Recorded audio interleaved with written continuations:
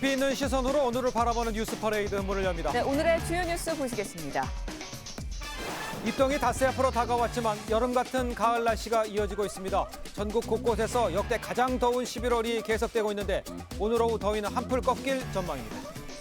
네, 국민의힘이 추진하는 이른바 메가서울 공약이 경기도 전역으로 확산되고 있습니다. 김포에 이어 구리시가 서울 편입 추진을 공식화했고 하남과 고양 등도 동참 움직임을 보이고 있습니다. 전 펜싱 국가대표 남현희 씨의 재혼 상대 전총조 씨가 오늘 사기 혐의로 구속영장 실질 심사를 받습니다. 현재까지 드러난 피해자는 15명, 피해 규모는 19억 원으로 파악됐습니다. 우리 부동산에 대한 중국인들의 투자 열기가 뜨겁습니다. 상업용과 주거용 가리지 않고 매입하고 있는데 구입에 필요한 돈은 국내 은행에서 대거 빌린 것으로 나타났습니다. 저희는 잠시 뒤에 돌아옵니다.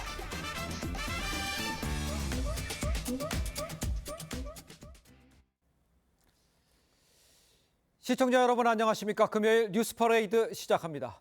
입동이 닷새 앞으로 다가왔지만 여름 같은 가을 날씨 계속되고 있습니다. 어제는 전국 곳곳에서 역대 가장 더운 11월 날씨 기록이 쏟아졌습니다.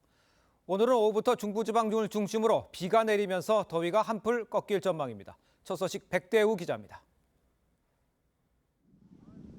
겨울을 알리는 입동이 닷새 앞이지만 거리 곳곳엔 반팔을 입은 시민들이 눈에 띕니다.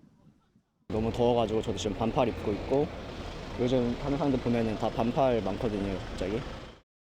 어제 경남 김해의 한낮 최고 기온이 30.7도까지 치솟는 등 역대 가장 높은 11월 기온이 전국 곳곳에서 속출했습니다. 한반도 남동쪽에 위치한 고기압의 가장자리를 타고 따뜻한 남서풍이 계속 유입되는 데다 예년보다 2, 3도 높은 해수면 온도가 공기 온도를 끌어올려 이상 고온 현상이 나타나는 겁니다. 지난 9월도 전국 최저 평균 기온이 19도를 기록하며 역대 가장 더운 9월을 기록했습니다. 여름 같은 가을에 때 아닌 모기가 기승입니다. 가을이지만 아직까지 이런 진모기 종류들이 계속해서 많이 나오고 있는 실정입니다. 오늘은 비 소식이 있어 더위가 한풀 꺾일 전망입니다. 비는 주말까지 이어져 다음 주부터는 평년 기온을 되찾을 것으로 기상청은 내다봤습니다. 다만 엘니뇨가 12월에 강하게 발달하는 만큼 이상 고온 현상은 겨울까지 이어질 거란 관측도 나옵니다. TV조선 백대우입니다. 내년 총선을 앞두고 민주당에서는 벌써부터 200석 달성이 가능하다 이런 이야기가 흘러나옵니다. 개헌과 대통령 탄핵 소추까지 가능한 이 절대 의석을 차지하겠다는 건데 당 안팎에서는 오히려 몸을 낮춰야 한다는 지적도 적지 않습니다. 정민진 기자입니다. 민주당 정동영 상임고문이 내년 총선에서 수도권을 석권하면 200석을 달성할 수 있다고 주장했습니다. 그것을 강서에서 보여준 거거든요. 수도권 120 몇 개 의석을 석권하면 200석 못하리라는 법도 없습니다.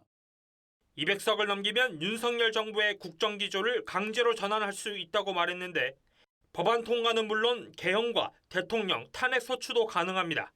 박정훈 대령에 대해서 이 직권남용 이런 거는 헌법에 나와 있는 법률 명백한 법률 위반이기 때문에 이게 소명되면 바로 탄핵입니다. 대통령의 거부권 행사를 무력화시킬 수 있다는 얘기도 나옵니다. 내년 총선의 우리 당의 최대의 목표는 윤석열 대통령의 법률안 거부권 행사 기반을 최소한으로 축소하는 거다.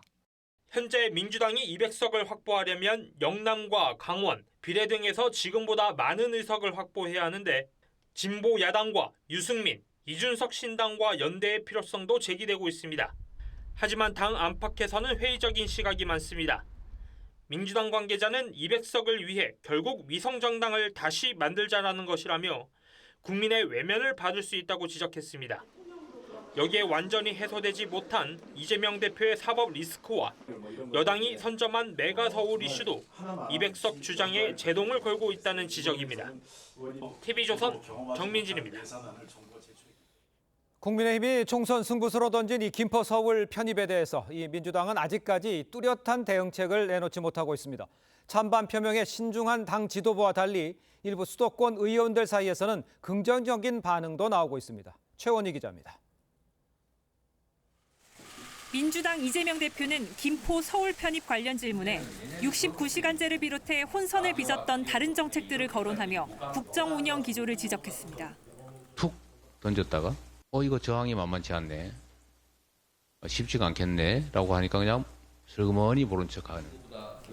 찬반에 대한 입장은 밝히지 않았습니다. 당 지도부 역시 선거용 포퓰리즘이라면서도 명확한 입장 대신 대안 제시에 주력하는 모습입니다. 민주당은 5호 선거 관련된 예타 면제와 연장 확정을 이번 예산안에 담고자 한다면 저희들은 담겠습니다.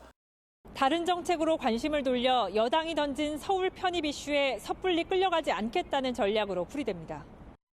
실제로 한병도 전략기획위원장은 의원 단체 대화방에 섣부른 찬반보다 여론을 주시하자고 제안한 것으로 전해졌습니다.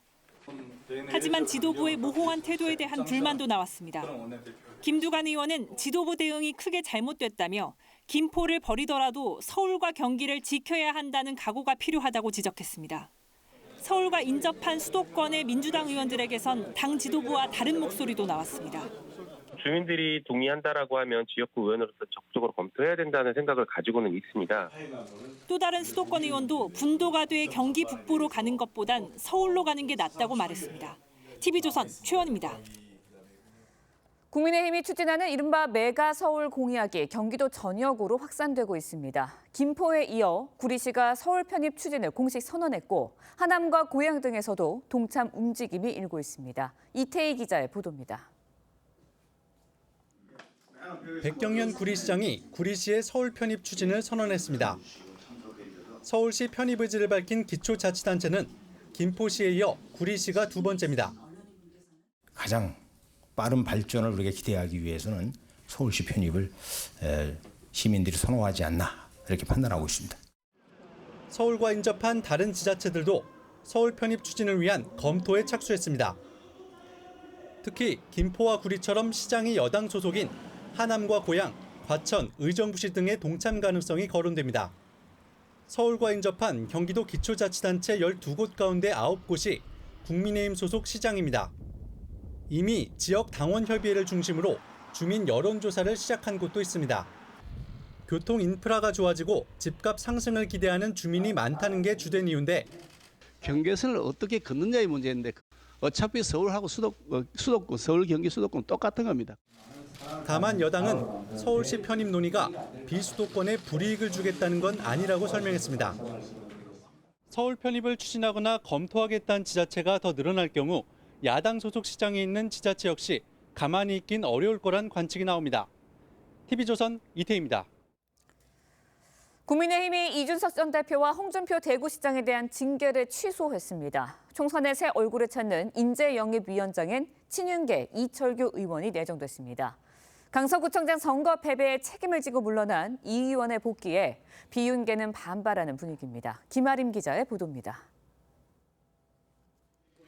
국민의힘이 양두구육 발언 논란 등으로 당원권이 정지된 이준석 전 대표와 수해 골프로 물의를 일으켰던 홍준표 대구시장의 징계를 해제했습니다.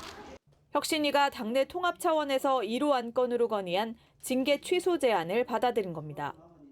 기준을 가지고 이루어진 것으로 존중돼야 마땅합니다만 혁신위의 화합 제안 역시 존중되어야 하겠습니다. 혁신위 활동에 당 지도부가 힘을 실어준 걸로 해석됩니다. 5.18 관련 설화로 징계를 받은 김재원 전 최고위원과 성접대 증거인멸 의혹이 있었던 김철근 전 대표 정무실장도 대상에 포함됐습니다. 이 전 대표와 홍 시장은 이번에도 불쾌감을 나타냈습니다. 이 전 대표는 지지율이나 올리라고 비꼬았고 홍 시장도 가랑이 밑을 지나가는 치욕을 참는다는 의미의 과하지욕을 언급했습니다. 단순히 징계 취소해버리면 될 걸. 대사면 문문하고. 총선 새 얼굴을 찾을 인재영입위원장에는 보궐선거 참패의 책임을 지고 사무총장에서 물러난 친윤계 이철규 의원이 내정됐습니다. 당 지도부는 업무의 연속성을 감안한 것이라고 설명했지만 인재 영입 활동이 오래전부터 계속되어 왔기 때문에 업무의 연속성 등을 감안을 했습니다. 비윤계는 윤심 인사만 영입하겠다는 것이라고 비판했습니다. TV조선 김하림입니다. 네, 국민의힘이 김포시의 서울 편입 추진에 속도를 내는 가운데 민주당 지도부 이 명확한 찬반 입장을 밝히지 않고 있는 상황입니다. 또 여야는 본격적인 총선 준비에 돌입을 했습니다. 인선을 두고 당내 잡음도 계속 나오고 있죠.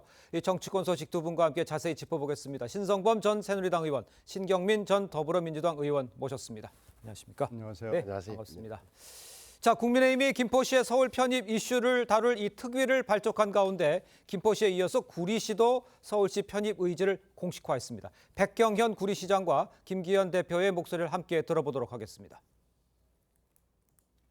구리시가 서울시로 편입될 경우 시 발전에 도움이 되는 부분도 있을 것으로 예상됩니다. 여론조사와 공청회 등을 통해서 시민들의 의견을 청취하겠습니다. 그리고 그 결과를 토대로 구리시 발전에 도움이 될 수 있는 방향으로 서울 인근의 김포와 유사한 도시에서도 주민들이 뜻을 모아 오시면 우리 당은 적극 검토하도록 할 예정입니다. 자, 지금 전체적인 상황을 보면요. 여당 소속인 경기도 지자체에서는 적극 동참하는 모양새고요. 민주당 소속 시장들은 좀 신중한 분위기다 이렇게 볼 수가 있을 것 같아요. 전체적인 지금 분위기를 보면 이 편입되는 분위기는 어디까지 범위가 이어질 것 같아 보이십니까? 이게 김포와 구리는 명확하게 자치단체장들이 시장들이 의사를 밝혔고 고양도 지금 분위기가 뜨고 있다고. 고양, 그다음에 하남, 성남, 과천, 남양주, 뭐 심지어 의정부도 이제 국민의힘 소속이니까 이게 되지 않을까 하는 기대가 아니라 일반적으로 그렇게 분석이 되는 분위기예요. 그러니까 이게 보면은 결국은 이제 생활 권역과 행정 구역이 불일치되면서 안 맞으면서 왔던 시민들의 불만 내지는 그다음에 서울로 편입될 때의 기대 효과, 무엇보다 인프라 효과를 보자. 교통이 될 테고 그다음에 뭐 어떻게 보면 자산 가치 상승이 집값도 같이 올라가는 건 아니냐. 주소가 서울로 바뀌면 이런 기대가 만약에 현실로 된다면 다른 지역에서도 나도 손을 들 수밖에 없는 그런 상황 아닌가 싶어요. 알겠습니다. 자, 이런 상황에서 서울과 인접한 경기도 지자체 12곳 가운데 6곳, 9곳, 그러니까 여당 소속 시장이라고 합니다. 서울 편입 추진하는 지자체가 많아지면서 야당 소속 시장들도 아까 지금 언급해 주셨지만 여러 가지 이유 때문에 글쎄 뭐 참여해야 되는 거 아니냐 이런 압박을 받을 수 있는 상황이라고 봐야 됩니까? 그렇죠. 이 정책은 지금 툭 내놓은 건 올바른 정책은 아니에요. 그렇습니까? 그렇죠. 지역균형 발전이랄지 어저께 바로 윤 대통령이 지방시대에 운운을 했잖아요. 정면으로 충돌하는 거거든요. 그리고 행정구조 개편이라는 지금 큰 행정상의 목표가 있는데 그것도 아니에요. 그냥 서울을 갖다 하나 툭 김포라는 걸 하나 갖다 붙이고 뭐 주변에 지금 10개 정도의 지방자치단체들이 나도 하면서 손을 드는 형상인데 대표적으로 욕망의 정치에 불을 붙인 경우입니다. 이건 뭐 여든 야든 간에. 근데 욕망은 여러 가지가 있죠. 지금 겉으로 내세우는 건 교통 어쩌고 교통도 대중교통이 있고 뭐 택시 등 뭐 이런 교통이 있는데 결국은 욕망의 정치의 핵심에는 부동산이 있습니다. 집값이 있습니다. 이게 지역구 의원으로서 가장 고통스러운 거예요. 여기에 이제 교육도 한 몫을 해서 그렇겠죠. 부동산, 교육, 교통 이렇게 묶으면은 이 욕망의 정치를 국회의원 수준에서는 제어할 수 있는 방법이 없고 시장도 마찬가지입니다. 따라서 지금 야당이 생각하는 것은 이렇게 입장을 내지 못하고 이러는 것은 뉴타운 때가 생각나는 거예요. 뉴타운에 그때 MB가 대통령을 중심으로 해서 했는데 반대했다가 수도권에서 참패를 한 경험이 생생하거든요. 그래서 지금 입장을 정리하지 못하는데요. 뭐 불언간 입장을 정리하기는 해야죠. 현실의 정치를 무시할 수는 없습니다. 그러나 이게 올바른 정책 일수는 없다는 것은 뭐 분명합니다. 알겠습니다. 신성무 의원님 지금 뭐 툭 나왔다는 얘기를 지금 다시 한번 얘기를 듣는데 글쎄요. 일단 뭐 김동연 경기지사가 뭐 경기부도 이야기를 추진하고 있었고 주민들이 필요하다고 얘기를 하고 있는 상황이라면 논의가 뭐 시기가 문제였다는 지적에는 동의할 수 있는 부분도 있겠지만 필요한 상황인 것만은 맞는 상황 아닙니까? 이미 시작이 그러니까 됐고. 제가 듣기로도 이게 언제부터 됐느냐. 경기 북도 이야기가 나오면서 그러니까요. 김포 시민들이 들어오나 그러면 홍철호 전 의원이 이것을 9월 달에 제가 듣기로 9월 달에 이미 공론을 했어요. 자기 당대회에서도 이야기하고 우리는 이제 경기 북도로 안 가나 서울로 가야 되는 게 맞는 거 아니냐 하는 이야기를 9월 초에 이미 했다고요. 그분은 뭐 툭이라기보다는 오히려 좀 주민들의 욕구에다가 정치권의 어떻게 보면 방향 제시가 맞아 떨어지는 경우라고 봐야죠. 예. 그러면 그 이쪽에서 그 중진들이 출마할 가능 그건 어떻게 보십니까? 오히려 이렇게 되면 자 보세요. 이렇게 되면은 어떻게 보면은 경기도가 국민의힘 입장에서는 가장 불리한 지역이라 그랬는데 분위기가 좀 바뀐다면 중진들이 이른바 영남권 중진들로 올라와서 당선을 가능성이 높아진다면 그 압박 요인이 굉장히 좀 약화되는 거잖아요. 그러니까 다시 한번 더 기회가 많이 주어지는 거죠. 그래서 소문에는 예를 들어서 지금 수도권 국민편익특위위원장으로 된 조경태 의원이라든지 이런 분들도 수도권 출마가 가능한 건 아니냐는 생각을 한다고 해요. 또 심지어는 이철규 의원도 뭐 다른 이야기를 경기도 수도권 지역에 나오고 그래서 전체적으로 보면은 경기 지역 분위기가 좋아진다면 중진 차출론 중진 출마론이 좀 더 힘을 받게 되는 거죠. 알겠습니다. 일단요, 민주당은 이 여당발 이 메가 서울 계획을 비판하면서도 사실 명확한 찬반 입장을 밝히지 않고 있습니다. 아까 말씀해 주신 대로 부동산 이야기도 있고 주민들 생각이 있기 때문이겠죠. 이대명 대표 이야기를 먼저 여기서 듣고 이야기를 이어가겠습니다. 국가적 과제를 가지고 아무 생각 없이 툭 던졌다가 저항이 만만치 않네, 쉽지가 않겠네 라고 하니까 그냥 슬그머니 모른 척하는 많은 사람들의 운명이 걸린 대한민국의 국정은 정말로 진중하고 신중하고 그리고 엄중해야 된다. 자, 들으신 것처럼 이재명 대표는 툭 던지는 국정 운영이 문제라고 비판을 했습니다. 이에 반대한다는 말은 하진 않았습니다. 확실한 입장 내지 못하는 이유, 아까 조금 설명을 해줬습니다만 이재명 대표 입장에서 쉽게 결론을 내려 말하기는 어렵다 이렇게 보시는 겁니까? 그렇죠. 지금 뉴타운 기억이 아까 생생하다고 말씀을 드렸는데 뭐 이런 부동산에 관련된 정치가 이렇게 결합이 된 경우에 쉽게 이거다 저거다 얘기하기는 어렵습니다. 다만 이제 여당으로서도 이게 쉬운 문제는 아닐 거예요. 이슈 관리, 정책 관리를 해야 되는데 뭔가 지금 서울 쪽에 있는 이 여당 내 의원들이나 당협위원장들이 불만의 소리를 내는데 물론 큰 목소리는 아닙니다. 다만 이슈 관리, 정책 관리를 하다가 보면 불협화음이 생기는 것은 뭐 불가피하고요. 당장 어제만 해도 대통령은 지방에 가서 지방시대를 열겠다고 막 큰 소리를 쳤거든요. 그러니까 이건 도대체 같은 날에 두 가지 목소리가 한꺼번에 나오는 거고 앞으로 이런 일들은 좀 생길 거예요. 그러나 현실 정치가 있고 이 욕망의 정치가 막 요동을 치게 되면 그건 여당이든 야당이든 이것을 컨트롤할 수는 없습니다. 일단 불을 붙이게 되면 그 불은 들불, 산불처럼 막 계속 어디서 뭐가 터질지 모르는 상황이니까요. 이건 하여튼 좀 더 두고 봐야 됩니다. 알겠습니다.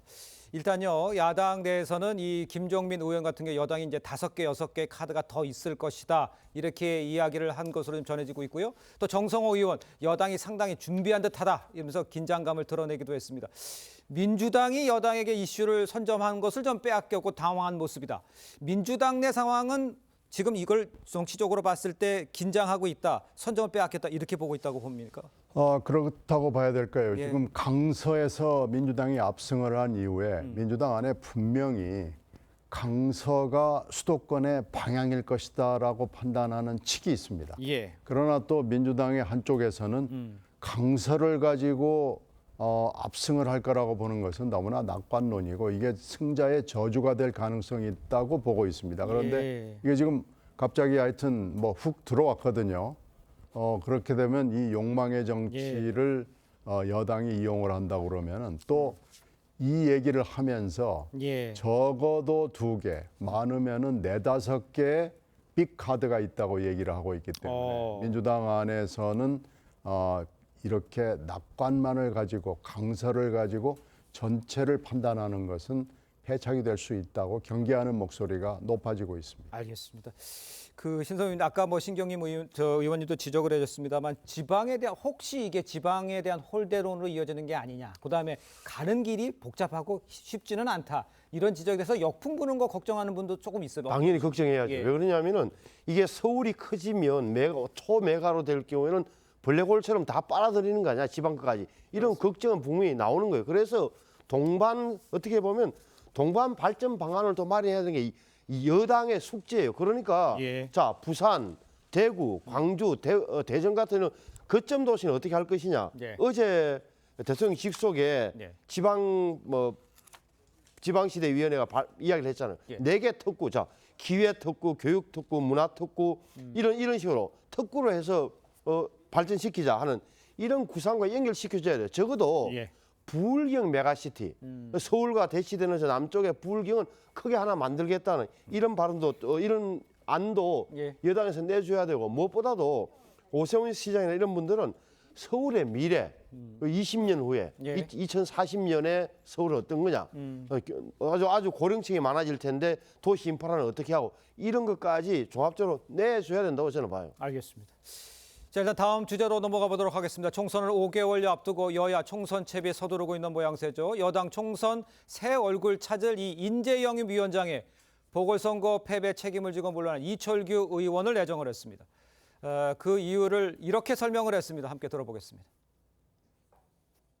인재 영입 활동이 오래전부터 계속되어 왔기 때문에 업무의 연속성 등을 감안을 했습니다. 이철규 위원장님을 좀 임명하시게 된 거는 최정문 인사는 좀 비판이 나올 수 있을 것 같아요. 최종적으로는 그 인재 영입에 대한 결과로 여러분들한테 평가받도록 하겠습니다. 그래서 이제 누구를 영입하는지 보고 결과를 판단해달라 이렇게 이야기를 했습니다만 어떻게 보세요? 당내 비윤계의 반발도 많죠? 어떻습니까? 상황이. 겉으로 보기에는 일단 일면적으로 제3자들이나 일반 국민들이 보기에는 그만뒀다는 사무총장이 다시 돌아왔네. 이철규 의원밖에 사람이 없다는 거야. 이런 소리를 함직한데 당 내부 사정을 아는 분들은 사실은 지난 4월부터 이철규 사무총장이 인재 영입을 좀 해왔어요. 그렇다고 해요. 그러면 대상자들 입장에서는 그래도 인재영입 위원장과 만나서 나를 데려가십시오. 저도 정치 생각이 이렇게 되면 자, 대통령하고 통하느냐 대표하고 통하는 사람을 이른바 실세를 찾게 될 터인데 이철규 의원 외에 다른 사람이 있었겠냐는 생각도 들어요. 저는 어쨌든 그래 보는 편인데 이철규 의원이 정치권 바깥에는 잘 알려지지 않지만 제가 관찰한 바로는 해결사적인 그런 능력이 있는 사람이에요. 그런 의미에서는 지금 아까 박정아 대변인 이야기한 대로 지금은 비판은 받겠지만 그냥 넘어가는 수밖에 없는 그런 인사 아니냐라고 당에서는 보는 것 같아요. 알겠습니다. 그의 능력을 봐야 된다라는 지적을 해주신 것 같습니다. 그런데 제가 말씀을 드렸습니다만 비윤계 일각에서 윤심 인사들을 공천하겠다 그 속내를 아예 드러낸 것 아니냐 이렇게 반발하는 거 있습니다. 어떻게 보셨습니까? 민주당 입장에서는 좋죠. 좋은 겁니까? 아니 강서에서 그렇게 참패하고 반성한다고 뭐 온갖 사람들이 다 얘기를 하고 지금 아직 한 달도 안 됐어요. 한 달도 안 되고 지금 정확하게는 한 20일 정도 된 것 같은데 바로 장고처럼 돌아온 거 아니에요. 그러면 반성한다고 하는 얘기를 우리가 믿을 수 있겠습니까? 그러면 뭐 국민들의 판단은 빤하고요. 이분이 실질적으로 사무총장 역할을 할 수밖에 없는 거 아닌가요? 그러면은 명분이 사라지는 거죠. 아무리 해결사적 기질이 있고 뭐 업무의 연속성이 있고 그래도 뭘 해도 비판을 벗어나기는 어렵습니다. 네, 알겠습니다. 자, 이런 상황에서 이제 인요한 혁신위원장 이 동일 지역구 3선 초과 금지안 관련해서 이제 2차 개혁안을 발표를 할 거라고 지금 전해지고 있습니다. 그러니까 이제 당 중진들이 자기가 텃밭을 다놓는 곳에서는 3선 이상 안 된다 이런 거지 않습니까? 실제적으로 그렇게 되면 뭐 여러 의원들 이름이 거명되고 있는데 그분들이 올라와서 진짜 수도권에서 할 수 있을지 출마를 안 하게 될지 어떻게 예상을 할 수 있을까요? 의원들 개개인으로 보면은 당선될 지역에 뭐 가만히 있는 게 합리적인 선택일 텐데 예. 당선 여부와 상관없이 지금 영남권 흔히 하는 말로 뭐지 언론 용어에 물갈이. 좀 더 말하면은 영남권 지역의 쇄신 혁신 움직임은 저 피할 수 없는 흐름이라고 봐요. 그렇게 되면 이제 다들 저 초점은 뭐냐? 그러면 인요한 위원장이 이른바 친윤 핵심들에 대해서도 그걸 요구할 수 있겠느냐? 그럼 요구를 받은 그분들은 친윤 핵심들은 또한 그 응할 것이 하는 건데 결국은 뭐 장제원 의원이 어떻게 될 것이냐 이런 문제 모아질 것 같아요. 저는 이제 당내에서 뭐 어떤 이야기가 나왔는지 지금 알 수 없습니다. 저는 제 입장에서 알 수 없는데 이 흐름은 그러니까 국민의힘이 갖고 있는 가장 부정적인 이미지, 기득권 더하기 영남 정당이라는 이 부분을 탈피하는 데 있어서는 이 방법밖에는 없다는 것 또한 분명한 사실이에요. 알겠습니다. 자, 이런 상황에 민주당도 상황은 뭐 마찬가지인 것 같습니다. 조정식 단장이 이제 총선 기획단을 두고 비명계에서 반발의 목소리 나오고 있죠. 친명계에서는 총선 기획단장 공천에 영향 끼칠 수 없다면서 다른 이야기다라고 이야기는 하고 있습니다만 실제로 그렇게 보시는지 어떻게 보는 것이죠? 이 조정식 사무총장 얘기는 사실은 뭐 이번에 나온 얘기가 그렇죠. 아닙니다. 꾸준히 작년 8월에 전당대회를 하고 조 사무총장이 임명된 직후부터 이게 너무 친명 일색의 당이 아니냐라는 얘기를 할 때 조정식 사무총장이 그 핵심에 서 있었던 인물이거든요. 그러다가 이제 이번에 바깥으로 들쳐나온 것은 체포동의안이 가결이 되면서 박광원 원내대표와 함께 사의를 표시를 했고요. 박 원내대표는 뭐 그냥 무참하게 단두대위로 끌러가가지고 목을 잘라내버렸는데 이 조 사무총장은 또 살아남았거든요. 근데 그 이후에도 계속해서 빈자리 등등해서 얘기를 할 때 언론에서는 별로 주목을 안 했습니다만은 핵심적인 자리로 조 사무총장의 경지를 요구를 해왔습니다. 근데 이번에 이렇게 총선 기획단에 당연직이라고 하니까 뭐 별 할 얘기가 없는데 그건 무슨 얘기냐면 당연직이라는 이유로 단장을 맡기면서 조 사무총장은 그대로 간다. 더 이상 거론하지 마라. 손대지 않는다라는 얘기를 한 것이 굉장히 중요한 어떻게 보면 결정이고 이 사인이죠. 의지가 담겼다. 네, 그래서 지금 여기에서 당내 비명계 반명계들이 굉장히 큰 반발이 있습니다. 알겠습니다. 자, 마지막으로 이제 여당 내부 소식도 좀 살펴보겠습니다. 혁신의 1호 안건이었던 이 징계자 사면 지도부가 받아들였죠. 정작 당사자들은 여전히 불쾌하다는 입장입니다. 이준석 전 대표 이야기 들어보겠습니다. 징계 취소 처분 이제 최고위에서 의결이 됐습니다. 별로 할 말이 없습니다. 고생이 참 많다. 지지율이나 올려라. 당이 만약에 제대로 변하지 않으면요 100이에요. 당이 반성하지 않으면은 또 그리고 용산이 반성하지 않으면은 선거 치르나 마나예요. 자, 당내에서는 이준석 전 대표에 대해서 어떻게 처리를 하고 어떻게 받아들여진다고 생각을 하고 있는 겁니까? 당에서는 당혹스럽죠. 그러니까 징계를 해제해 주는데 저렇게 나오니 굉장히 좀 뭐랄까 뭐 불쾌하다는 반응이 당내에서는 많은 것 같아요. 그런데 홍준표, 이준석 좀 다르다. 홍준표 시장은 뭐 예를 들어서 수해 골프 문제고 이준석 대표는 양두구역 문제 때문에 자기가 당했다고 생각하는 거니까 말투를 보면은 뭐 그냥 뭐 시해 베풀죠. 그러니까 오히려 저 김기현 대표가 이야기했던 거 징계도 기준을 갖고 한 것이다라는 이런 부분에 대해서 아마 홍준표, 이준석 양인 다 두 사람 다 모두 못 견뎌하는 것 같아요. 그러니까 뭐 기준이 있었던 거야라고 되묻는 거죠. 그러니까 특히나 여기에는 아마 김기현 대표 체제에 대한 불만, 개인적인 불만은 다 표현하는 거다. 다만 제 입장에서 보기에는 다 좋은데 두 분 말도 일리가 있다 치더라도 좀 공개적 발언이 이제 좀 자제했으면 좋겠다 하는 게 일반 당원들의 생각일 겁니다. 알겠습니다. 일단 이준석 대표는 12월 말에 무슨 결단을 내리겠다 이렇게 얘기를 했습니다만 이준석 전 대표 최근 김종인 위원장도 만났고요. 본인도 신당 창당 가능성 계속 언급하고 있어요. 글쎄요, 제가 여쭤보고 싶은 신당 창당 정치적으로 봤을 때 신당 창당 가능성은 어떤지 성공 여부는 어떤지 이런 거 좀 여쭙고 싶어요. 지금 여러 개의 그 흐름이 있죠. 신당 창당을 놓고 그중에서 이준석 대표의 신당 창당 이 부분은 그래도 좀 가능성이 굉장히 높아 보이는 거고요. 김종인 위원장을 만난 거야. 그거야 뭐 언제든지 만날 수 있고 뭐 통화할 수 있는데 만남을 징계 해제 발표 전날 언론에 공개했다는 건 시사하는 바가 있고 징계 해제, 징계 취소와 상관없이 나는 내 갈 길을 간다라는 선언으로 해석이 됩니다. 따라서 혁신이 1호 취소 결정은 일단은 퇴색이 된 거고요. 이준석 전 대표는 마이웨이를 선언한 거 아닌가 싶습니다. 아, 그렇군요. 알겠습니다. 자, 두 분 말씀 여기까지 듣겠습니다. 고맙습니다. 고맙습니다. 네, 이스라엘군이 이번에는요, 유엔이 운영하는 학교를 공습을 했습니다. 이스라엘에 체류하던 한군 15명, 일본 군 수송기를 통해서 현지를 빠져나왔습니다. 이정민 기자입니다. 학교 마당 곳곳에 연막탄이 떨어지자 사람들이 혼비백산에 대피합니다. 하늘엔 로켓의 흔적이 그대로 남아있고 떨어진 연막탄에 접근해 모래로 덮는 주민도 보입니다.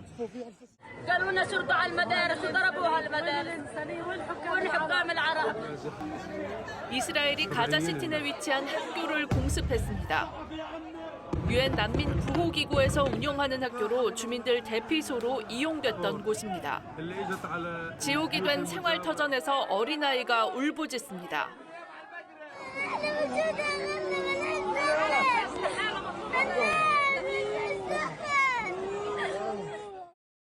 이스라엘군은 가자의 중심인 가자시티 포위를 완료했다며 하마스 전초기지와 본부, 기반시설 공격으로 테러범 제거에 속도를 내고 있다고 밝혔습니다.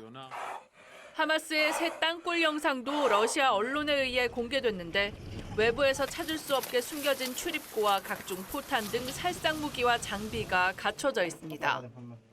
이스라엘에 체류하던 한국인 15명과 외국 국적 가족 1명은 일본이 보낸 군 수송기를 타고 현지를 떠났습니다. 현재 이스라엘엔 420여 명의 한국인이 남아 있습니다.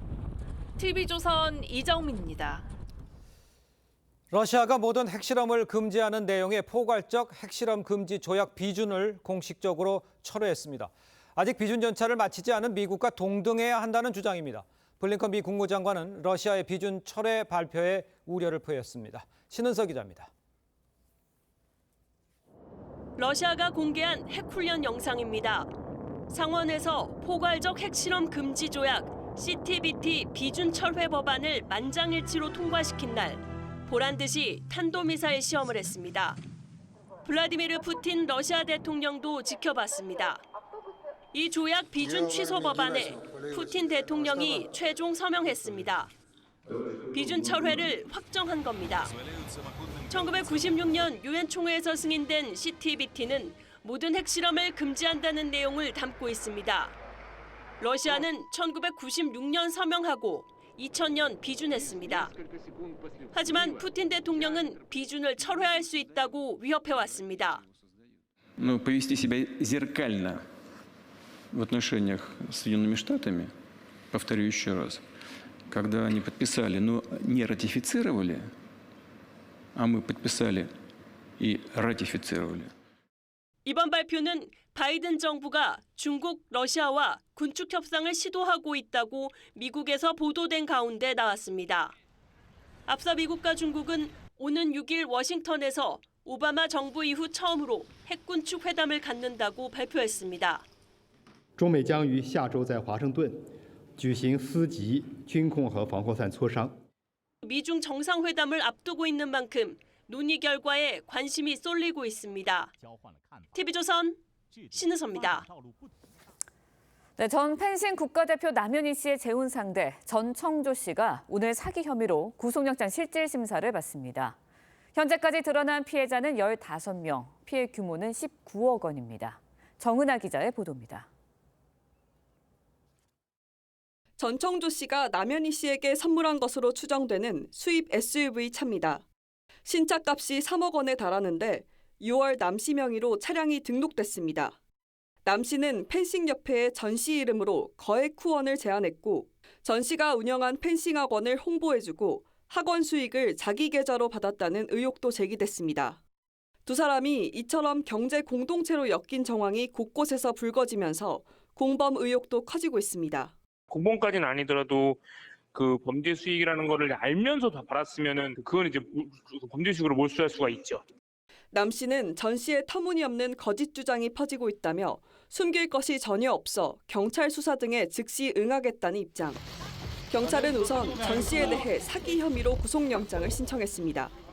접수된 피해자는 15명, 피해액은 19억 원에 달합니다. 남 씨가 전 씨 범행을 묵인하거나 함께 했을지 여부가 핵심 쟁점으로 떠오르면서 경찰은 남 씨 역시 무고 등 혐의로 피의자로 전환해 본격적으로 조사를 이어갈 예정입니다. TV조선 정은아입니다. 네, 전해드린 대로 사기 혐의를 받고 있는 이 전청조 씨 오늘 구속영장 실질심사를 받습니다. 네, 관련 내용 최진영 변호사, 장윤미 변호사와 함께 자세히 짚어보도록 하겠습니다. 안녕하세요. 네, 반갑습니다. 자, 지금 보셨습니다만 전청조 씨 사기 행각 피해자 15명, 피해액 19억 원. 이 정도면 어느 정도 처벌받습니까? 그렇습니다. 피해 금액이 굉장히 크죠. 그러니까요. 그렇기 때문에 적용되는 법조가 형법이 아니고 가중 처벌을 하고 있는 특정 경제범죄 처벌에 관한 법률상의 사기죄로 처벌이 되는데요. 네. 피해 금액이 지금 그 한 20여 명 가까운데 거기에 한 19억 원 정도 지금 된다고 하지 않습니까? 결국 피해 금액이 5억 원이 넘을 경우에는 아까 말씀드린 것처럼 특경가법상의 5억 원 이상 피해 금액이 50억 이하일 경우에는 현재 3년 이상의 유기징역 플러스 사기 피해액에 해당하는 금액의 같은 금액을 벌금을 같이 처벌할 수 있다 이렇게 돼 있습니다. 네. 제가 이 비슷한 사건을 실질적으로 한 케이스가 있습니다. 그랬을 때 전청조 씨와 같은 케이스는 제 기억에 한 10년 조금 되지 않은 그렇게 어떤 선고가 된 적이 있고 같이 옆에 이제 공범으로 있었던 그 여자친구 같은 경우에는 실형 5년 선고했던 케이스가 있는데요. 이 케이스 같은 경우에도 전청조 씨 같은 경우에는 실무적으로 5년 내지 10년 정도의 어떤 실형이 나올 가능성이 높고 다만 이제 지금 다투어지고 있는 그 남현희 씨 같은 경우에는 정말 본인이 피해자인지 아니면 공범인지 여부에 따라서 어떤 처벌 수위가 완전히 달라질 것 같습니다. 그렇군요. 네, 전청조 씨 체포가 되고 경찰 조사를 받았는데 경찰 조사를 받는 과정에서 대체로 혐의를 인정하는 것으로 알려졌거든요. 혹시 이제 구속을 피하려고 하는 전략으로 봐도 될까요? 어떻습니까? 그렇게 봐야 될 것 같습니다. 일단 전청조는 이 절차를 굉장히 잘 아는 사람이에요. 최근까지 구속 수감이 돼 있었고 실형을 선고받았을 때도 사기, 그러니까 동종 전과가 있는 사람입니다. 그렇다면 지금 언론을 통해서 남현희의 진술을 통해서 여러 피해자들의 고소 고발장을 통해 가지고 증거가 본인의 인터뷰 육성을 통해서도 사실상 차고 넘친다는 취지인데 그렇다면 빠져나가기는 어렵다고 생각했을 겁니다. 이런 상황에서 부인을 한다? 영장 실질 단계에서 영장 발부율이 거의 100%가 될 겁니다. 그러니까 본인이 자백을 하고 인정을 함으로써 그렇게 이런 진술을 법원에 하게 되면 법원은 최소한 도주와 증거인멸의 우려는 없구나. 본인이 죄를 인정해 버렸으니까요. 그렇지만 지금 전청조 같은 경우에 누범 기간입니다. 형 집행 종료가 된 지 3년이 지나지 않았어요. 그것도 동종의 전과가 다시 생길 수 있는 상황이라면 상당히 실형의 가능성은 매우 높고 그러면 법원 입장에서는 중형을 면하기 어려울 때 도주 우려 또한 높다라고 판단받기 때문에 영장 발부 가능성은 높아 보입니다. 그렇군요. 그런데 지금 이번 사건의 핵심 쟁점 이 남현희 씨가 과연 이 공모를 했을까 여기일 겁니다. 남 씨가 범죄 수익이라는 걸 인지하고 있었는지 이 여부도 밝혀야 할 부분인 것 같아요. 이게 단순히 그 돈 자체가 범죄 수익인지 여부를 떠나서 결국 범죄의 성립 여부는 사기죄와 관련해서 같은 기능 그 행위를 어떻게 보면 같이 행위 분담을 했는지 여부 그리고 사기에 해당한다는 사실을 알고도 묵인했는지 이 부분인데요.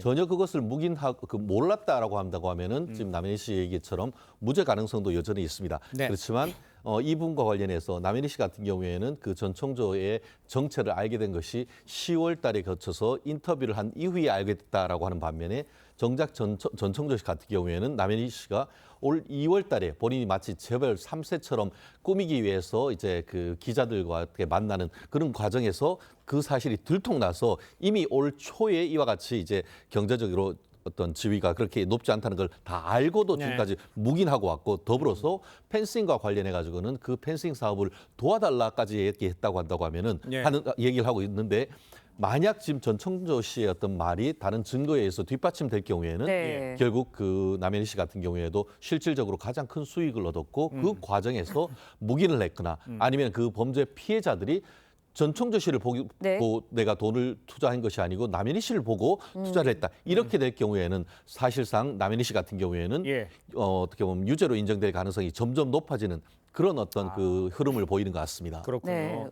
공모 여부, 지금은 의혹 단계거든요. 네. 그런데 사실을 확인하려면 그래도 남현희 씨에 대한 소환 조사도 이루어지지 않을까라는 생각도 드는데 어떻습니까? 일단 본인을 피해자라고 이야기하고 있는 부분에 대해서는 남현희 씨가 적극적으로 대응하겠다고 이야기하고 있죠. 네. 나 전청조와 대질도 하겠다. 나 거짓말 탐지기에도 응하겠다라고 네. 이야기해서 아마 참고인의 성격도 있지만 이미 무고 등의 혐의로 또 피고발인 신분에 있기도 합니다. 그렇죠. 네. 그렇기 때문에 이 참고인으로서의 지위로 조사를 받기도 하겠지만 동시에 본인이 받고 있는 여러 의혹들 경찰이 수사하겠다고 했거든요. 네. 지금 전 청조와의 관계에서는 피해자로 지금은 법률적으로 자리매김하고 있지만 그게 어느 순간 피의자로 전환될 가능성이 있고 또 다른 사람들을 고소한 부분과 관련해서는 이건 무고 성격이 있다라고 해서 역으로 고소당한 예. 부분은 피고발인 신분이 있기 때문에 동시에 수사가 진행될 것 같습니다. 자, 이뿐만이 아니라요. 전 씨가 운영하는 이 펜싱 학원의 수익금 남현희 씨 통장으로 바로 입금됐다 이런 의혹도 있어요. 그렇다면 두 사람이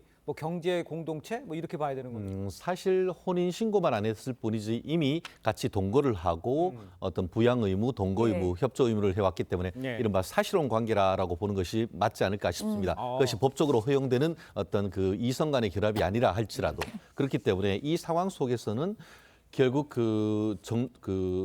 전청근 씨 같은 경우에도 사실 네. 남현희 씨를 이용한 그런 부분도 있습니다만 예. 지금 얘기한 것처럼 남현희 씨 같은 경우에도 이게 자기의 그 파트너를 한테 이용당했다고 하지만 일정 예. 부분은 지금 하신 것처럼 이용한 어떤 느낌도 강하지 않습니까? 그렇습니까? 결국 본인은 이제 펜싱을 네. 사업하는데 어떤 그 실무를 담당을 하고 또 이제 그 전 씨 같은 경우에는 사람들한테 가서 어떤 투자를 해오도록 하는 담당을 네. 하고 그러면은 기능적 행위 지배가 있었고 그에 따른 실질적인 어떤 피해 금액도 본인 계좌로 받았다 이런 내용이 나온다고 하면은 남현희 씨가 네. 과연 정말 처음부터 어떤 전혀 모르는 상태에서 자기는 일방적으로 당한 것인지에 대한 어떤 그 진술에 상당 부분 의문이 들고 있는 것은 사실인 것 같습니다. 알겠습니다. 네.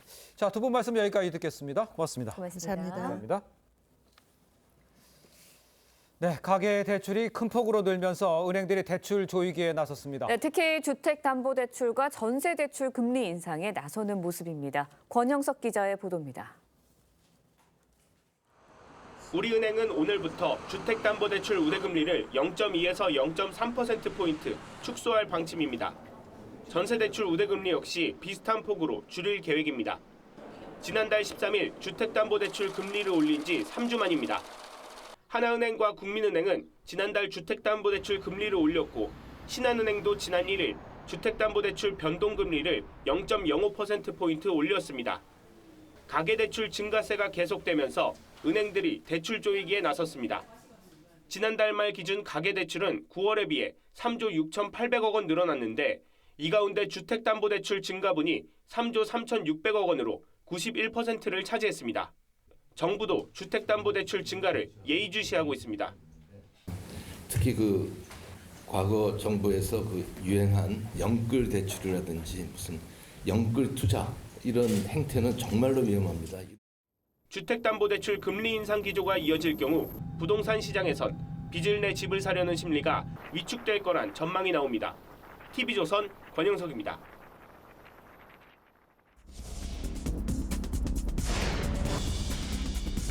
아파트 같은 경우에는 30억대 정도, 시부가나 이런 것들은 뭐 대지로 따지면 한 100평 정도 큰 거를 많이 찾으셨어요.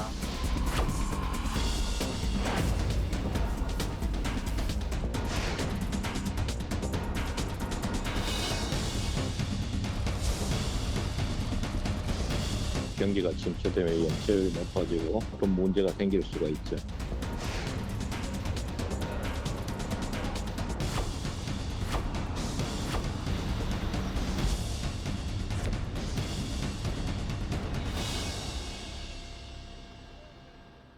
자, 보신 대로 이 중국인들이 1조 원 넘는 주택담보대출을 받아서 국내 부동산 사들이는 것으로 지금 드러나 있습니다. 네, 관련 내용 송승현 도시경제 대표와 함께 자세히 짚어보도록 하겠습니다. 안녕하십니까? 네, 안녕하세요. 네. 자, 송 대표님, 지금 네. 그 우리나라가 주담대 조건이 워낙 까다로워서 우리 국민들도 받기 힘든 상황이잖아요. 네.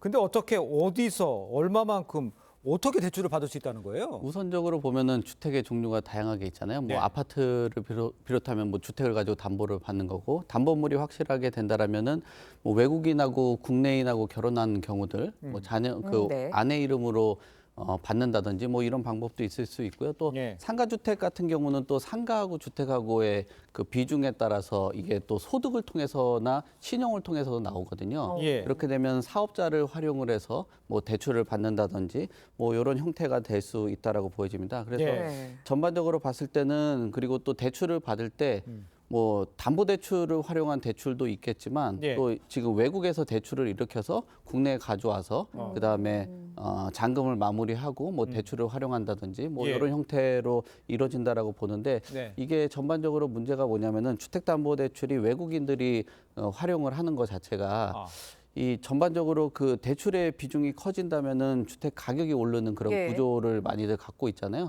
그런 문제점들도 있고 그 중에서도 아무래도 지리적으로 가깝다 보니까 뭐 이 외국인 가운데서 또 중국인들이 이렇게 매입을 많이 하다 보니까 이런 문제들이 계속적으로 나타나고 있는 것으로 보여집니다. 네, 뭐 말씀하신 것처럼 부동산도 여러 종류가 있는데 중국인들이 이렇게 대출받은 돈으로 어떤 부동산을 주로 산 건가요? 네, 아까 말씀드린 주택담보대출은 이제 주택을 가지고 담보를 받는데 뭐 소득이라든지 임대 소득을 가지고 대출을 받는 경우들도 있거든요. 그러니까 사업자를 활용하게 되는 거죠. 그러니까 아파트뿐만 아니라 지금 등기 정보광장들 보면은 아파트, 그다음 오피스텔, 연립주택, 다세대 주택 이런 것들을 매수를 하고 있는데요. 총이 지금 그 매수인을 보면 한 3,700명 정도 됩니다. 올해만 1월부터 9월까지. 그래서 지난해 그 대비했을 때도 뭐 한 14% 정도 증가를 하고 있고 뭐 중국인뿐만 아니라 미국이라든지 캐나다 또 뭐 최근 들어서는 뭐 우즈베키스탄이라든지 뭐 베트남 이런 것들 이런 지역에서도 일어나고 있다라고 보면은 결국은 뭐 외국 지리적인 부분들 또 기존에 결혼을 하셨던 분들이나 최근에 뭐 우즈베키스탄이라든지 베트남 여성분들이랑 결혼하는 그런 경향들도 있잖아요. 그런 분들이 있어서 외국인들의 그 부동산 수요들 또는 앞으로는 뭐 이런 것들이 전반적으로 검토되지 않는다면은 그 외국인 이름으로 사고 그다음에 뭐 혼인 신고를 안 한다든지 뭐 이런 뭐 왜냐하면 이주택자가 돼버리니까 뭐 그런 방법들도 있어서 뭐 차단을 좀 적극적으로 해야 되는 거 아닌가 뭐 그런 의견들도 나오고 있습니다. 그러니까요. 지금 보면 이 정부가 조사를 해보니까 땅 투기로 1000% 이렇게 넘게 시세 차익을 본 중국인이 적발되기도 했습니다. 그러다 보니 이제 국내 집값이 오른 배경 중에 이 중국인 큰 손이 있는 거 아니냐, 이것 때문이 아니냐 이런 지적이 나올 수밖에 없을 것 같아요. 네, 그렇습니다. 지금 아무래도 한국하고 중국하고는 지리적으로 가까운 부분도 있고 지금 중국 부동산이 말이 아니잖아요. 중국 부동산이 뭐 굉장히 힘든 상황이 있기 때문에 앞으로 이런 돈들이 더 많이 들어올 가능성도 있다라고 볼 수 있을 것 같아요. 뭐 인천에 있는 계양구 토지 같은 경우도 2017년에 800만 원 가지고 샀는데 지금은 2020년도 매도한 거 보면은 뭐 약 한 9,500만 원 정도 되니까 말씀하신 것처럼 뭐 1000%가 넘는 차익을 나왔고 이런 그 위법 관련된 의심 사례라든지 또 뭐 소명 같은 경우가 아무래도 외국 사람이다 보니까 좀 어렵거든요. 그런 부분에 대해서는 지금 뭐 여러 가지 뭐 조사라든지 뭐 적발 뭐 이런 것들이 계속적으로 늘어나고 있다라고 볼 수 있을 것 같습니다. 네, 좀 지켜봐야 될 것 같은데 그 부분은 주택담보대출 오히려 이렇다 보니까 국내에 있는 사람들이 받을 때는 뭐 여러 가지 뭐 제약들이 있었지 않습니까? 그러다 보니까 내국인들이 역차별받은 건 아니냐 이런 지적도 나와요. 뭐 그렇죠. 우리나라 같은 경우는 외국에 집을 사거나 그러면 뭐 자녀 이름이라든지 이런 것들로 거의 뭐 1주택, 뭐 유학 이런 것들을 사는데 외국에 있을 때는 외국인들이 들어왔을 때는 뭐 아무래도 LTV라든지 뭐 DTI 뭐 이런 것들에 대한 규제가 상당히 좀 약하고요. 또 이게 참 어려운 게 우리나라는 돈이 좀 부족해가지고 이런 대출을 활용해서 집을 사는데 아까 말씀하신 것처럼 큰 손 들어와서 현금으로 사는 거는 뭐 막을 수 없는 그런 상황이거든요. 그렇기 때문에 이런 뭐 대출 규제 뿐만 아니라 뭐 현금을 가져오는 그 자본력에 좀 기대서 집을 사거나 그런다면 막기가 좀 어려운 그런 환경이 있다라고 뭐 현금을 가지고 다 사는 거야 문제가 아니지만 우리나라 은행에서 대출 받아서 사고 있는데 그뿐만이 문제가 아니라요. 이뿐이 문제가 아니고 중국인들이요 빌린 돈을 잘 갚지도 않는데요. 연체율이 올해 상반기 0.18%까지 올랐다고 합니다. 야, 이건 어떻게 강제로 받아낼 방법 없습니까? 지금 이 강제로 받아내기가 연체한다라는 거는 뭐 계속적으로 뭐 이자율을 올린다든지 뭐 이런 방법밖에 없는데 네. 지금 당장으로는 받아내기가 좀 어렵지 않겠냐라고 생각을 할 수밖에 없고요. 예. 뭐 만약에 그렇게 된다면 뭐 경매로 이제 넘어가가지고 네. 그 집을 좀 낙찰받고 있는 그런 상황이 될 수 있는데 네. 이 이자율의 문제뿐만 아니라 앞으로 국내 그 대출을 받는다고 말씀드렸잖아요. 예. 국내 지금 주택담보대출이 계속적으로 올라가고 있어요. 지금 뭐 국내 지금 상단은 한 7%까지도 열려 있고 2022년 말 지금 3%에서 지금 올해 6월 말 지금 예. 4% 정도 되는데 앞으로 이런 금리가 올라가는 추세에서 연체율은 높아지면은 네. 담보대출을 못 받는 국내인들은 불만이 계속적으로 있고 그러니까요. 그렇죠. 그 대출을 받는다고 해도 외국인이라 지금 연체되고 뭐 어떤 문제가 돼서 뭐 도주를 네. 한다든지 뭐 이렇게 된다면은 참 뭐 주택 가격은 올려놓고 네. 거품만 형성되는 그런 문제가 일어날 수 있다라고 보여집니다. 네, 근데 이제 중국인들이 연체를 하게 되면 결국 그 피해 국내 금융기관 또 세입자들에게 고스란히 맞아요. 전가된다는 점이거든요. 이거 뭐 정부가 내놓을 수 있는 대책 같은 거 없을까요? 지금 그래서 투기 방지책 관련돼 가지고 지금 집을 사는 구조 자체가 위탁 관리인들이 아마 이런 편법들이라든지 방법들을 찾아낼 겁니다. 네. 그래서 이런 분들에 대한 그 뭐 인적 사항이라든지 예. 이런 것들을 적극적으로 검토할 것으로 보여지고요. 막상 주소는 한국으로 두고 뭐 거주를 하지 않으면서 외국에 있는 분들도 있잖아요. 예. 그러니까 부동산 담보대출을 받기 위해서 그러신 분들 같은 경우도 뭐 교차 검증이나 이런 것들을 좀 철저히 하려고 하는 방안인데 단순히 이것만 가지고 예. 그 현실적으로 그 현금을 들고 사는 거에 대한 그런 것들을 막지 않는다면 이 대출 가지고만 막는다고 해서 자본이 안 들어온다. 지금 특히나 뭐 중국의 부동산이 어려운 환경에서 앞으로 국내에 투자를 하거나 매입하려고 하시는 분들이 많을 텐데 그런 방법들을 찾지 않는다면 국내 부동산 가격이 올라가 버리고 막상 국내에 있는 분들은 집을 못 사고 뭐 대출을 못 받는 구조 뭐 이런 것들이 계속적으로 이어질 가능성이 커졌다라고 볼 수 있을 것 같습니다. 네. 중국인들의 이거 주담보 대출 문제 요거 정부가 좀 꼼꼼히 좀 챙겨봐야 될 것 같습니다. 자, 오늘 말씀 여기까지 듣겠습니다. 고맙습니다. 맞습니다. 감사합니다.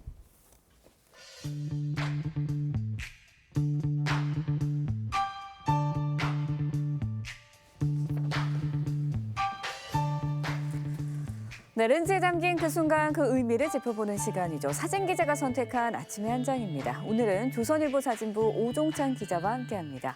안녕하세요. 오늘 아침에 볼 사진 어떤 건가요? 네, 서울대학교에서 열린 한 콘서트에서 빈 객석에 이스라엘 인질들의 사진이 붙어 있는 장면입니다. 최근 이스라엘과 하마스 간의 전쟁이 격화되면서 민간인 희생자 숫자는 점점 늘어나고 있는데요. 지난 1일 주한 이스라엘 대사관 주최로 특별한 콘서트가 열렸습니다. 그 현장을 찾아가 봤습니다.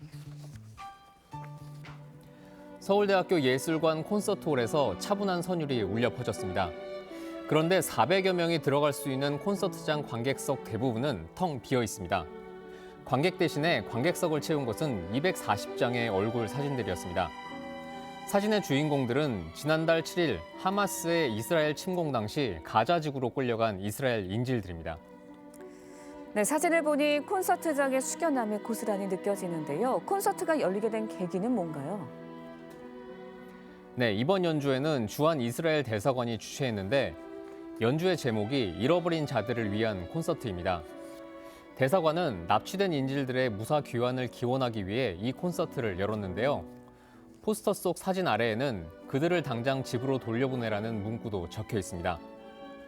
피아노 연주를 마친 이스라엘 출신 라이에르트 서울대 음대 교수는 언젠가 이 땅에 다시 평화가 찾아오기를 희망한다고 말했습니다. 네, 연일 외신을 통해 들어오는 전쟁 소식에 안타까울 때가 많은데요. 연주자의 말처럼 속에 평화가 찾아왔으면 좋겠습니다. 지금까지 아침의 한 장이었습니다. 오늘부터 중부지방을 중심으로 비가 내리겠습니다. 오전부터 저녁 사이 중부지방에 산발적으로 비가 오겠는데요. 내일은 주로 충청과 남부지방에 비가 내리겠습니다. 내일까지 예상되는 비의 양은 대부분 5에서 40mm 정도가 되겠고요. 경남 남해안과 제주에는 최대 50mm의 비가 내리겠습니다. 비가 내리면서 돌풍과 벼락, 우박이 동반되며 요란하게 내리겠습니다. 오늘 내리는 비는 저녁이면 모두 그치겠습니다. 강원 영동과 경북 북동부에는 강풍특보가 발효 중입니다. 한낮 기온은 어제보다 낮겠습니다. 서울이 21도, 대전 24도, 대구 25도가 예상됩니다. 비는 다음 주 초반까지 이어지겠고요. 비가 그친 뒤에는 기온이 뚝 떨어지며 쌀쌀하겠습니다. 날씨였습니다. 네, 이상으로 금요일 뉴스 퍼레이드 마칩니다. 네, 저희는 다음 주 월요일 아침 7시 30분에 다시 찾아뵙겠습니다. 시청해주신 여러분 고맙습니다.